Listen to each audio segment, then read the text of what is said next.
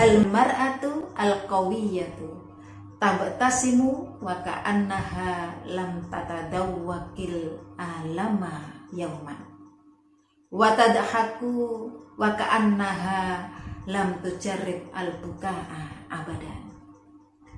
Perempuan yang kuat adalah perempuan yang selalu tersenyum, seakan-akan tidak pernah merasakan penderitaan sepanjang hari.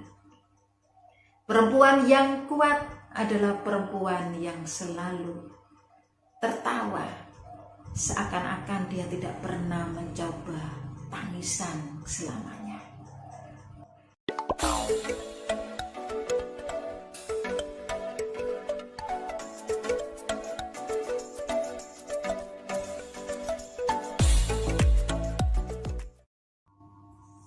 Bismillahirrahmanirrahim. Assalamualaikum warahmatullahi wabarakatuh. Alhamdulillah, kita berjumpa lagi dalam channel Perempuan Hebat.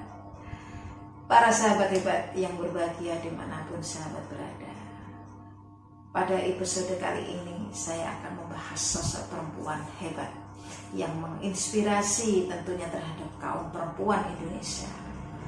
Nah, siapakah dia? Dia adalah Nyai Walidah Dahlan. Nah, para sahabat hebat, pada episode kali ini ada beberapa saran untuk saya agar memberikan pembahasan lebih ramping lagi ya, sehingga tidak membutuhkan waktu yang panjang. Nah, karena itu pada episode ini saya lebih ringkaskan kembali pembahasan terkait dengan sejarah sosial dan pemikiran Nyai Walidah Dahlan. Nah, para sahabat hebat yang berbahagia dimanapun sahabat berada ya, ada beberapa fakta menarik ketika kita membahas Nyai Walidah Dahlan ini. Perempuan yang kita kenal sebagai istri seorang pejuang, seorang pembaharu Islam di Indonesia, kemudian mendirikan organisasi sosial keagamaan Muhammadiyah, yaitu Bapak Kiai Haji Ahmad Dahlan ini, mempunyai fakta-fakta menarik di dalam sepak terjangnya di dunia pendidikan bahkan dunia sosial. Nah, yang fakta yang pertama, Nyai Walidah Dahlan termasuk satu-satunya perempuan yang menggagas awal dalam dunia pendidikan non formal, yaitu dengan mendirikannya organisasi sosial keagamaan Aisyah. Nah, para sahabat hebat yang berbahagia, kenapa kemudian Nyai Walidah Dahlan ingin mendirikan organisasi sosial keagamaan Aisyah itu?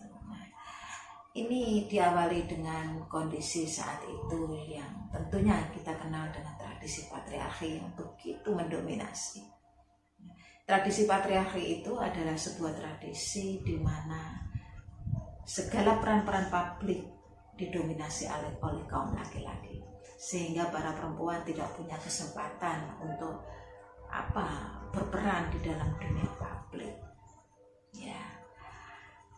Perempuan dianggap sebagai kalau bahasanya orang Frida itu adalah domestic prison, yaitu perempuan memang harus dipenjara di dalam rumah, dipingit di dalam rumah, sehingga tidak boleh diberi kesempatan untuk berperan di ranah publik. Nah, di sisi lain ada sebuah anggapan-anggapan yang tentunya kita tidak asing lagi ya, dalam tradisi Jawa pada saat itu. Perempuan itu dianggap misalnya ini swarga nunut neraka katut. Ya. Perempuan itu hanya ikut saja kepada suaminya. Surga, neraka itu yang menentukan adalah suaminya. Sehingga perempuan tidak punya kemandirian. Perempuan tidak punya tanggung jawab untuk dirinya sendiri, menentukan dirinya sendiri mau kemana.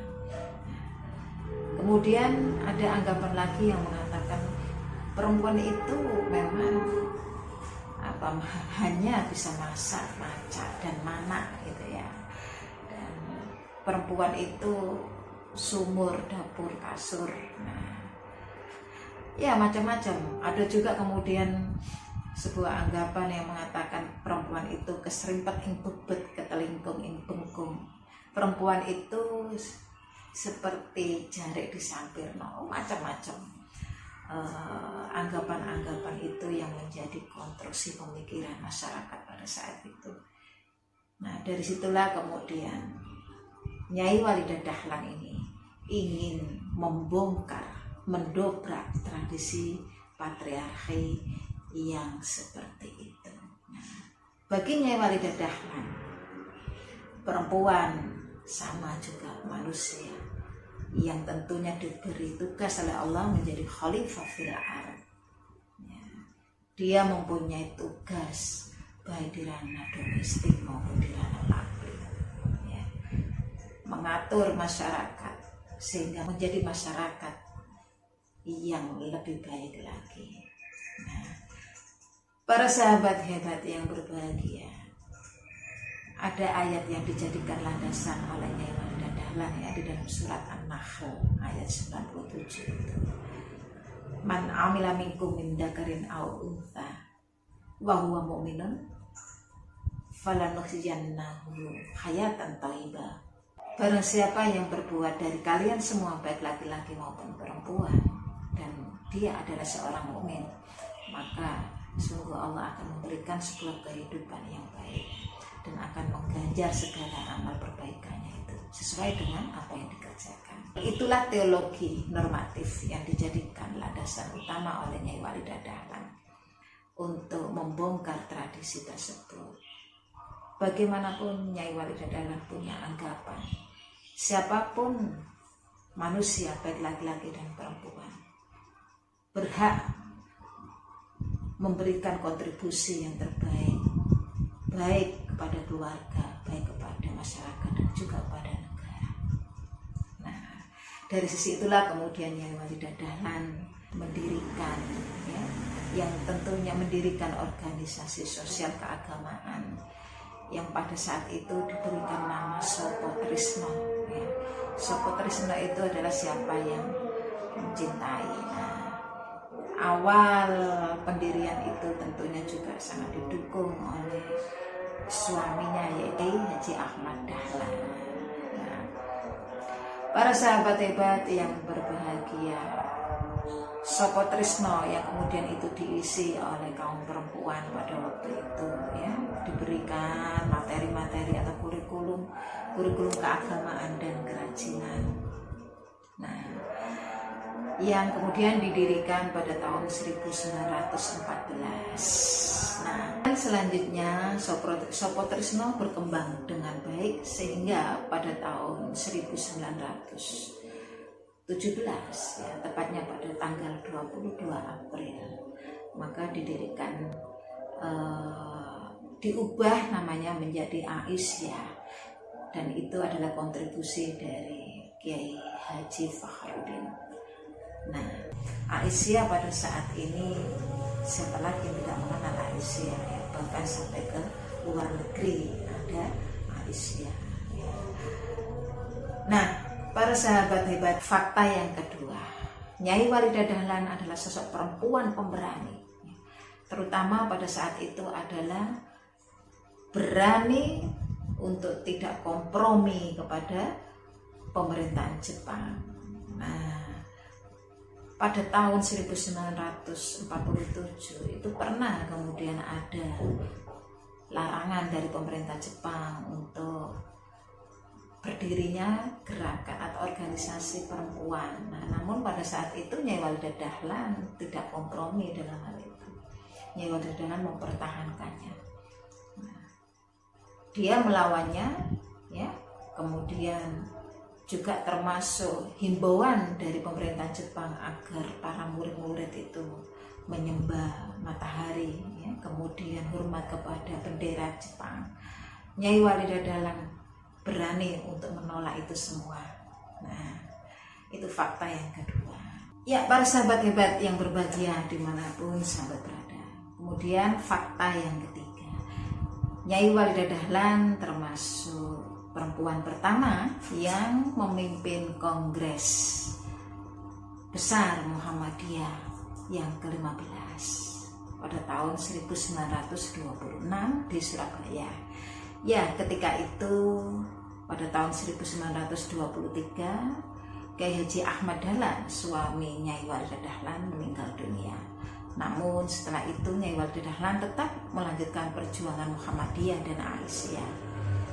Nah, di saat itulah kemudian ketika ada Kongres Muhammadiyah yang ke-15 di Surabaya itu, maka yang memimpin adalah Nyai Walidah Dahlan. Nah, kemudian fakta keempat, ternyata Nyai Walidah Dahlan adalah pendakwah yang heroik. Nah, saya katakan heroik karena tidak mengenal medannya kayak apa. Nyai Walidah Dahlan punya giroh yang tinggi untuk mendakwakan amar ma'ruf nahi munkar tersebut.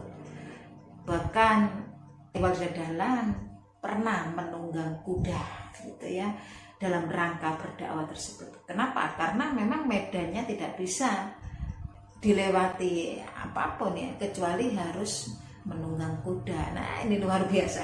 Saya membayangkan itu begitu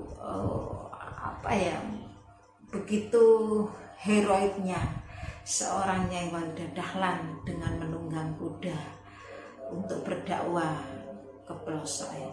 Nah, pernah suatu saat pada tahun 1927 ya, Nyai Walidah Dahlan berdakwah ke Batur melewati Gunung Dieng yang medannya sangat terjal, tidak ada transportasi kecuali hanya dengan kuda. Nah, pada saat itulah Nyai Walidah Dahlan mau nggak mau, Nyai Walidah Dahlan harus menggunakan kuda sebagai transportasi. Nyai Walidah Dahlan juga tak henti-hentinya ya dalam kesehariannya itu untuk meninjau bagaimana kemudian perkembangan cabang Aisyah yang ada di daerah-daerah tersebut ya. Daerah Pasuruan, Purwokerto, Malang dan lain sebagainya. Jadi hari-hari Nyai Walidah Dahlan tidak ada longgarnya, selalu sibuk untuk memikirkan organisasi perempuan yaitu Aisyah. Nah, dan tablignya kemana-mana, ini luar biasa. Nah, kemudian fakta yang kelima ya, ternyata Nyai Walidah Dahlan adalah kreator jilbab ya. Jadi kalau para sahabat hebat yang ada di rumah ini kemudian selalu melihat foto Nyai Walidah Dahlan dengan jilbab yang khusus. Nah, sesungguhnya itu adalah kreasi Nyai Walidah Dahlan pada waktu itu. Ya, Nyai Walidah Dahlan menginginkan perempuan itu mandiri. Nah, sehingga pada saat itu ketika pabrik batik banyak yang kemudian tutup, sehingga Nyai Walidah Dahlan membangkitkan keterampilan kepada kaum perempuan untuk menyulam. Nah, kemudian awal yang kemudian menjadi inisiatif dari Nyai Walidah Dahlan adalah membuat kerudung yang disulam. Nah, saya kira para sahabat tahu itu bagaimana kerudungnya Nyai Walidah Dahlan ya. Kemudian ada sulaman bordir di sini dan lain sebagainya. Nah, itu ciri khas dari jilbab perempuan Aisyah. Dan fakta adalah Nyai Walidah Dahlan lah perempuan yang pertama kali mendirikan sekolah TK ya. Fakta selanjutnya, Nyai Walidah Dahlan ya kita kenal sebagai pahlawan nasional. Nah, karena perjuangannya terhadap bangsa, negara dan agama, inilah kemudian yang menjadikan Presiden RI ya pada tahun 1971 pada tanggal 22 September memberikan anugerah kepada Nyai Walidah Dahlan sebagai pahlawan nasional. Luar biasa, subhanallah. Para sahabat hebat yang berbahagia, pada dasarnya kalau kemudian kita rangkum, ada beberapa pemikiran dari Nyai Walidah Dahlan yang diperuntukkan kepada kaum perempuan Aisyah dan tentunya juga kaum perempuan seluruh Indonesia. Yang pertama adalah Nyai Walidah Dahlan menolak adagium swarga nunut neraka katut. Nah, menginginkan bahwa perempuan tidak boleh hanya manut pasrah kepada suaminya saja. Artinya kaum perempuan harus punya tanggung jawab kepada dirinya sendiri. Mau ke surga, mau ke neraka, yang menentukan adalah kaum perempuan itu sendiri. Ya, saya kira ini sesuatu yang benar ya. Jadi ke surga kita boleh ikut dengan suami, tetapi kalau ke neraka jangan sampai kita ikut ya. Dari sini Nyai Walidah Dahlan menginginkan perempuan punya tanggung jawab pada dirinya. Perempuan Muhammadiyah dan seluruh perempuan Indonesia harus punya kemandirian, harus punya kreativitas, tidak boleh hanya menggantungkan suami saja. Ya, potensi yang ada di dalam diri perempuan harus digali, ya, sehingga para perempuan mampu memberi kontribusi kepada keluarganya. Tidak boleh hanya mengandalkan perekonomian dari suaminya saja. Nah, kemudian yang kedua, perempuan Muhammadiyah atau umumnya perempuan Indonesia harus punya tugas dakwah amar ma'ruf nahi mungkar. Nah, karena bagaimanapun juga perintah Allah untuk dakwah amar ma'ruf nahi mungkar itu tidak hanya kepada kaum laki-laki.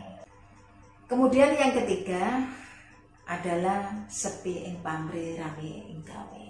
Nah, ini pesannya Walidah Dahlan kepada kaum perempuan Muhammadiyah, yaitu perempuan Aisyah ya, dan tentunya untuk perempuan Indonesia semuanya. Perempuan harus ikhlas di dalam beramal. Nah, kemudian perempuan juga tidak boleh pamrih dalam mengerjakan apapun. Dia harus ikhlas dan tentu harus punya kreativitas yang banyak. Para sahabat hebat yang berbahagia, memang ya kalau kita cermati ya, perempuan itu mempunyai 5 kewajiban ya. Baik kewajiban lidinia ya, wajibat lidinia. Wajibat lidinia, perempuan harus punya kewajiban agama ya. Bagaimana kemudian agama memerintahkan perempuan untuk menjadi perempuan-perempuan yang selalu memunculkan suatu kreativitas yang baik ya. Taat kepada Allah dan juga taat kepada Rasulnya.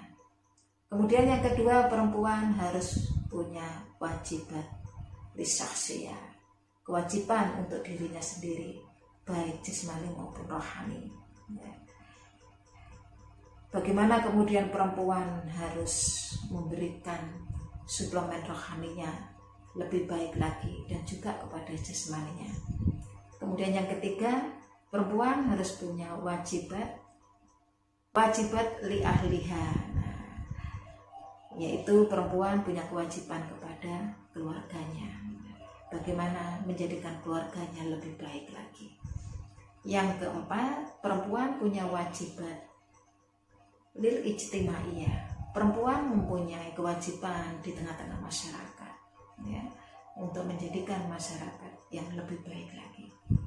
Nah, kemudian selanjutnya perempuan juga mempunyai wajibat li wataniyah, perempuan juga punya kewajiban untuk negaranya. Bagaimana perempuan berkontribusi untuk negaranya ini menjadi negara yang baldatun thayyibatun wa rabbun ghafur. Para sahabat hebat yang berbahagia dimanapun sahabat berada, dari kisah yang sudah saya jelaskan di atas, ada satu poin yang harus menjadi paradigma kita, bahwasanya perempuan harus kuat ya, menghadapi segala rintangan apapun yang menjadikan perempuan lemah. Saya teringat dengan ungkapan yang menarik sekali gitu ya, kita cermati gitu ya. Al-mar'atu al-qawiyatu tabtasimu wa ka'annaha lam tatadawwakil alama yauman wa tadhaku wa ka'annaha lam tujarrib al-buka'a abadan. Perempuan yang kuat adalah perempuan yang selalu tersenyum, seakan-akan tidak pernah merasakan penderitaan sepanjang hari. Perempuan yang kuat adalah perempuan yang selalu tertawa, seakan-akan dia tidak pernah mencoba tangisan selamanya. Nah, para sahabat hebat yang berbahagia, semoga kisah ini menginspirasi sahabat semua, terutama kaum perempuan. Dan saya doakan kita tetap sehat selalu dan diberi kesempatan oleh Allah sehingga bisa menyaksikan channel berikutnya. Kita akhiri, alhamdulillahirabbil alamin. Salam cerdas, salam inspiratif. Wassalamualaikum warahmatullahi wabarakatuh.